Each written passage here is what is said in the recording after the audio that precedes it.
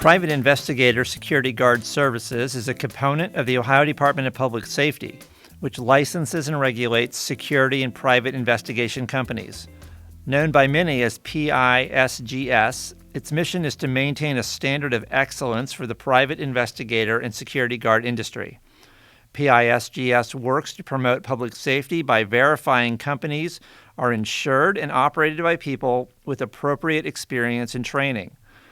This year, PISGS is celebrating 10 years of existence here in Ohio. And on this Safer Ohio Voices podcast, I'm joined by PISGS Executive Director Jeff Dutton. Well, Jeff, first of all, thanks very much for coming in today. Yeah, thank you for having me. So why don't you just tell us a little bit about PISGS? Okay. Well, like you said, we are a section of the Ohio Department of Public Safety. We license and regulate private investigation and security guard companies that work in Ohio. And the basically companies that provide those services in Ohio need to have a license from us. And the whole idea of the license is to sort of, I guess, demonstrate a basic level of professional responsibility, of competence, and compliance with the law. So the licensing process, it does a lot of things, but the big points are that we verify that the company has liability insurance, and we make sure that they're operated by what we call a qualifying agent or a QA, and that's somebody who has the appropriate professional background and experience. And then we also make sure that all of the employees for these companies undergo a criminal background check. So there's more than 800 companies licensed in the state of Ohio, and together they have more than 21,000 registered employees. So it's a lot of people, a lot of eyes and ears, and that's what we do. Yeah, and it's a big responsibility, and obviously something that's very important here throughout the entire state. When was PISGS established? Well, PISGS in some form or fashion has been around a long time. For many years, the section was with the Ohio Department of Commerce, and then moved to the Ohio Department of Public Safety in 2004. So that basically the change, there's a lot of discussion at the time. The change was in a recognition that basically that private security companies, they're not like other companies, and that the licensing process should reflect the unique nature of the business. So basically it makes sense that PISGS would be part of the Ohio Department of Public Safety. It's a good fit. There's a common mission of safety and security.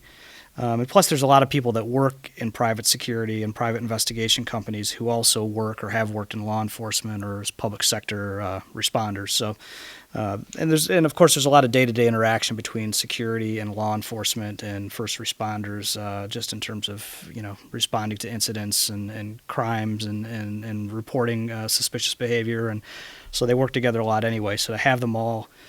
To have that all here under the same roof in the same department made a lot of sense, and it's worked well. So how would you say that the role of PISGS has changed over the past decade?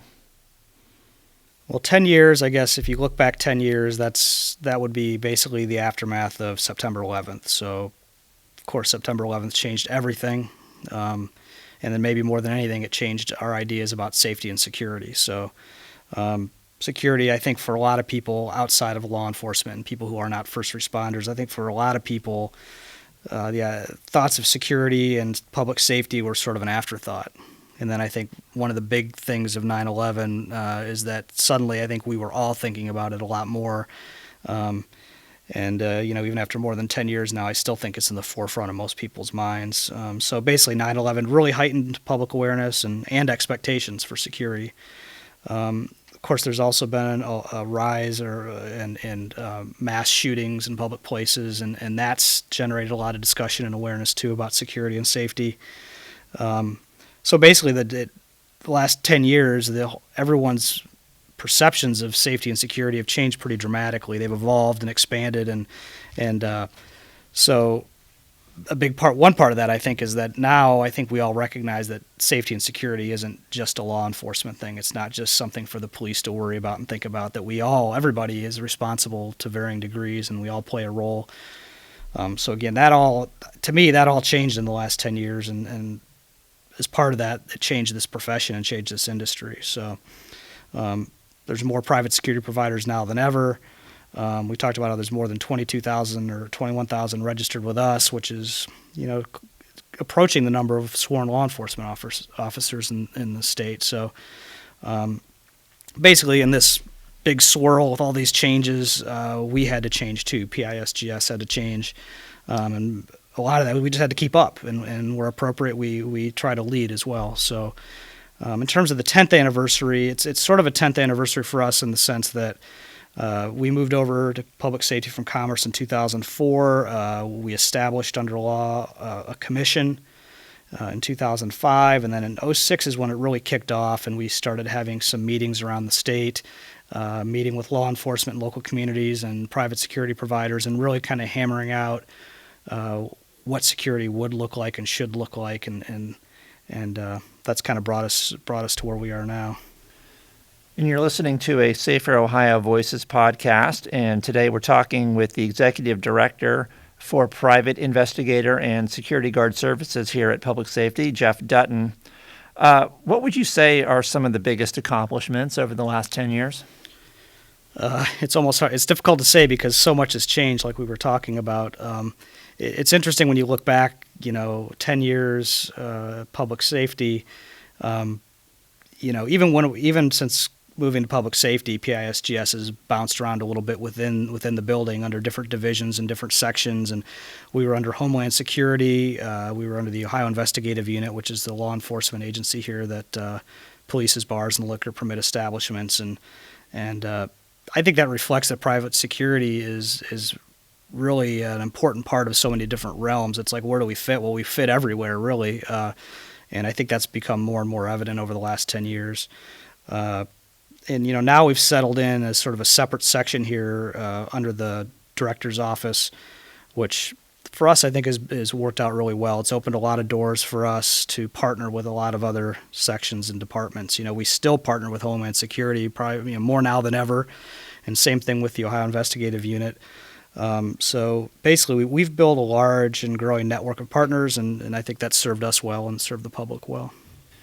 I'm just wondering specifically if maybe you could talk about how some of these broader changes have impacted the day-to-day operations at PISGS. There have been a lot of things. I'll try and hit a few of the highlights here in terms of changes, specific changes internally for us. One of the big ones for us is with our enforcement unit. We've moved away several years ago from using part-time contract inspectors, and we've moved to full-time professional investigators on staff who work out of offices around the state. So basically, that's taken us a long distance in terms of kind of a more professional and sophisticated approach to enforcement. And again, that reflects the more sophisticated times and expectations for security in the industry. So. The other part with professional full-time investigators is it's allowed us to not just focus on the compliance of our licensees, of the companies who have a license. It's also allowed us to really look to investigate unlicensed activity, people who are providing security and private investigation services without a license, which is it's a real serious public safety risk, and we now have people with the time and expertise and resources to dig into those as well. And those are criminal cases. Those are ones where we would team up with typically a local prosecutor or a local police agency to investigate allegations of people operating without a license. So we've done a lot more of that, which I think has been beneficial. Also, in terms of improving oversight, we've also incorporated RAPBAC into what we do. And basically, RAPBAC is, for a long time now, people to get a guard card or to get a license from us, it involves a BCI, criminal history check. So that's been in place a long time. But what's changed in recent years is they now have a program called RAPBAC where you get your BCI criminal history check when you submit your application to us. Well, then your name goes into the RAPBAC system and stays there. And the idea behind that is then the system essentially runs a background check of everybody every day. So it's not a one-time background check, and then you may work in the industry 15 years and have never had another check. You're essentially, it's a constant monitoring process, which is a really good thing. It's a good thing for the folks who work in the business and for the public too. So that's been a big step forward for us.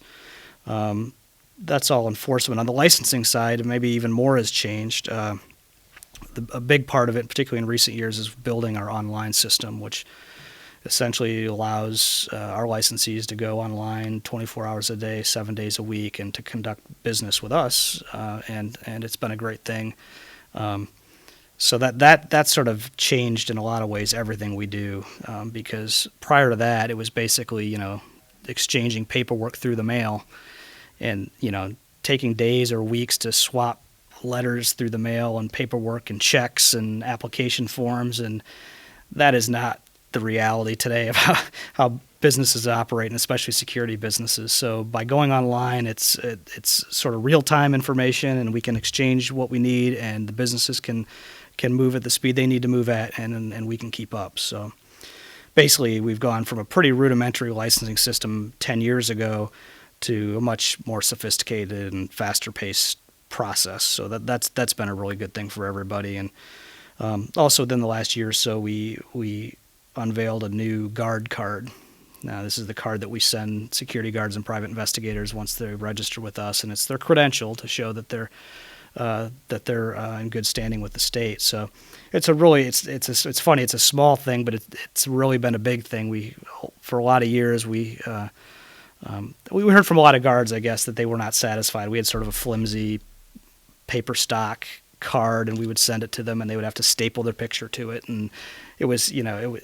So now finally we have a sort of a hard plastic identification card with the person's photo printed on it, and again, it may sound like a small thing if you're not in the business, but it was really well received, and we had a lot of feedback ahead of time from the companies and the employees of what they wanted, and then we've had some pretty positive feedback since we've delivered it. So that's I guess that's sort of a visual representation of our change in a way. It shows we've gone from flimsy paper cardstock through the mail to a hard plastic ID card with a printed photo, and all. So that in a way sort of represents the kinds of things that are happening within PISGS. And so, you just talked about a lot of change that's happening and has happened in a lot of different ways throughout PISGS.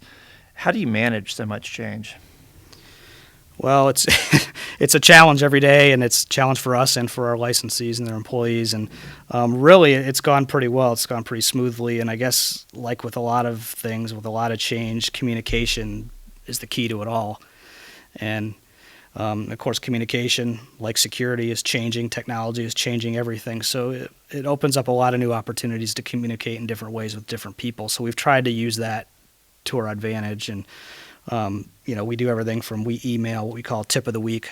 We can email blast it out directly to companies. So if we're hearing a question or some issues repeatedly, or we unveil some new tool within our online system, it allows us to communicate that quickly and directly to the companies. And of course, we're now on Facebook and Twitter, which that's important because it's so popular. Everyone's on Facebook and Twitter, it seems. And then on top of that, it's interactive. It's not just us pushing out information. It's a back and forth conversation with us and the licensees, and then even among themselves in terms of things they can post or comment on. So that's been really helpful, I think. And then just even the more traditional magazine publications like the Safer Ohio magazine, both the print product, which is we've had several articles in there about PISGS and the industry, and that's been helpful and appreciated.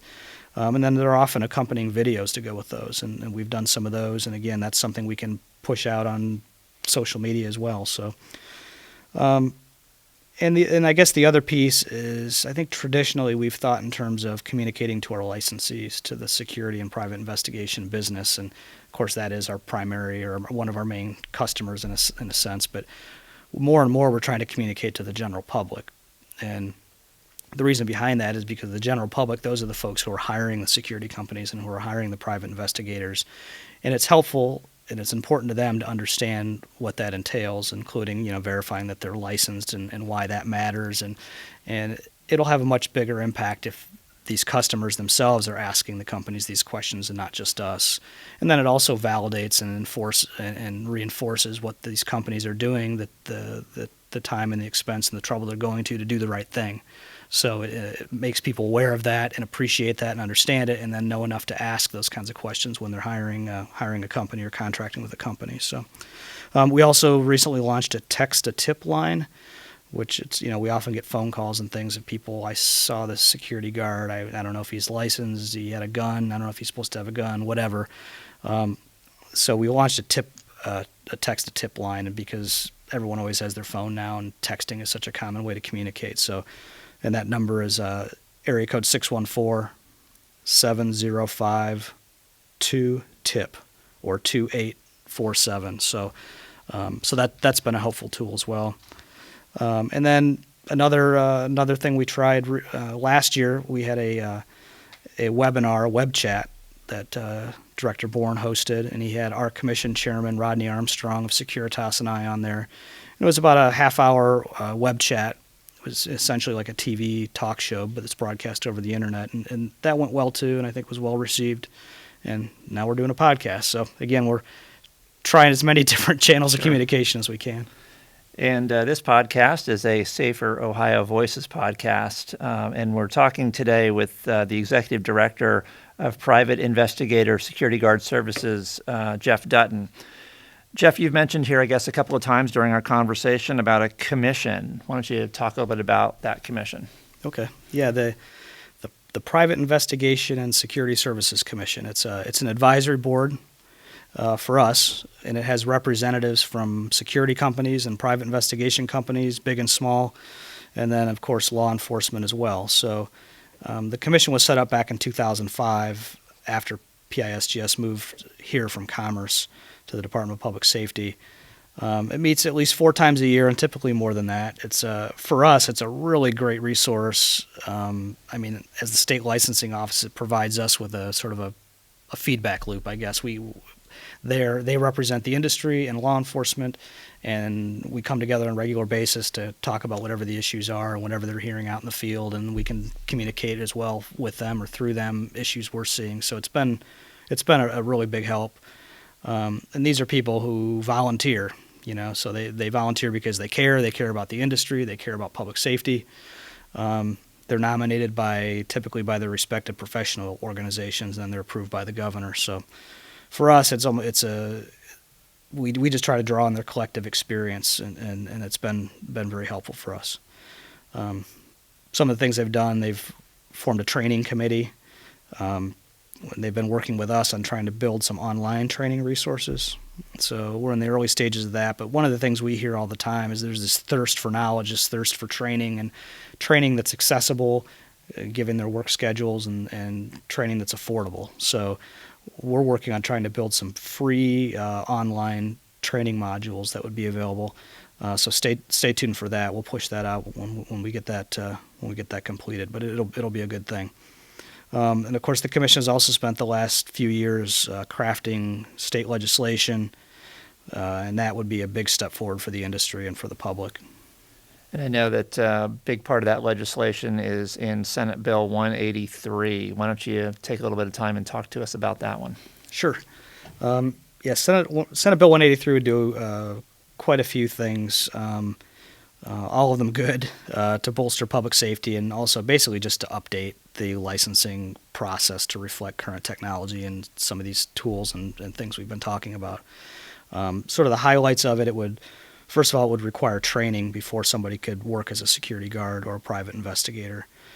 So that would be a first for Ohio, and it would be a big deal. And especially if we could put together some this training online and make it available for free, I think it would be a great resource. The other thing Senate Bill 183 would do is it would double the training hours required to obtain a credential from us to carry a firearm. So that's something else we hear all the time. Again, a desire for more training, particularly as it relates to firearms. So another piece of it is establishing portability, which basically means right now we issue guards and investigators a registration card, or a guard card we call it. And if you happen to work for more than one company, or if you change jobs, you have to submit an application to us for everyone every time, and we have to print a card every time. So you may hold multiple cards in a given year. We may have to print multiple cards, and I think it's a holdover from a different era, really. And the portability, what that would do is you would apply for a guard card or a PI card, and once you went through the process, we would issue the card, and then that would be your card. You could carry that with you if you worked for multiple companies, if you switch jobs, you wouldn't have to go through this sort of additional bureaucratic process over and over again for, when you've already done it. So that'd be beneficial for everybody. And then the other piece of it is that Senate Bill 183 would extend the licensing period to 2 years. So right now you apply for a license or a card if you're an employee, and that's good for a year, and then you're required to renew it every year. What this would do is it would make it good for 2 years instead of 1 year. And, really with the new system, particularly our new online system we talked about, we have real-time information on most of what we need, which again is good for us and for the industry. They report when they hire employees and when they terminate employees. They report when we know when their insurance is going to expire. We have all that information at our fingertips, and we are interacting with each other every day. So it's really it doesn't really help to go through this process annually to resubmit paperwork all over again. So this would sort of be in recognition of that. So that would be another big part of that. So basically, these are all pretty common sense updates to our law, which hasn't changed significantly in 10 years. So like we talked about, a lot has changed in the world and in the business in the last 10 years. So we'd like our processes to reflect some of those changes. So now, as you look forward to the next 10 years, what are some of the things that you'd like to see accomplished at PISGS?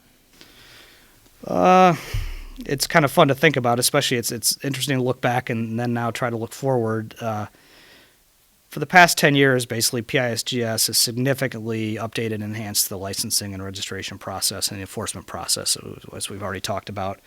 I think the next big step in our evolution, which has already begun, is offering and promoting training and outreach opportunities. We want to be viewed not just as a state licensing office, but we want to be a resource for the industry and for the public and for our public safety partners. And we want to be sort of the mechanism to bring all those together in a positive way. I mentioned the online training and security guards and private investigators and working with the commission. That'll be one piece. It might be one of the first big steps. And once we get that first training module built, the idea is to use that and keep building on it and providing more and more training opportunities online. Also, last year, PISGS helped to organize an active shooter tabletop at a mall. And it was a really cool thing. It brought together more than 100 people from 13 agencies, mall security management and law enforcement and first responders. And essentially, if you've never been to a tabletop exercise, you sort of walk through over a period of hours, step by step, through an active shooter scenario and sort of say, well, what would you do now? How would you respond to that? Well, now this happened. Now what would you do? And you could look to the private security folks at the table. What would you do? When you look to law enforcement, what would you do? And then you say, well, hold on a second. Now, does this make sense? Are these plans coordinated? Is this going to work well together? Are you going to be helping each other? Or maybe are there places where you need to make changes to make sure that you're not getting in each other's way? So, and of course, a lot of that is just the personal relationships, having people sit around the table and take the time to have these conversations that they don't ordinarily get a chance to have. So it was an awesome event, and we followed it up with another one at another mall, and we're now planning some others as well. So part of that is going to be trying to put together the resources to host your own tabletop exercise, where, of course, we're always interested and willing to participate and help. Or if you want to just use we're calling it our active shooter tabletop exercise toolkit. It'll be some resources we want to put online that'll basically be available to any security company if they want to try and host an exercise. So we're also we want to unveil an anti-human trafficking awareness training video. This is something that was already built. I think it was initially built with the idea to present it to state employees and to certain healthcare professionals and things like that. And again, that's something that grew out of this building and out of the Department of Public Safety. So we became aware of it and saw it and thought, wow, this really should be offered to private security and private investigators, because these are the folks who are working in all these places where this is happening, and we already mentioned there's over 21,000 registered guards and investigators, and if we could get them in the loop, they could really be a great resource. So look for that soon. We're going to be rolling that out very soon, and then sort of to help keep us moving in this direction is the Department of Public Safety created a new position for PISGS this year.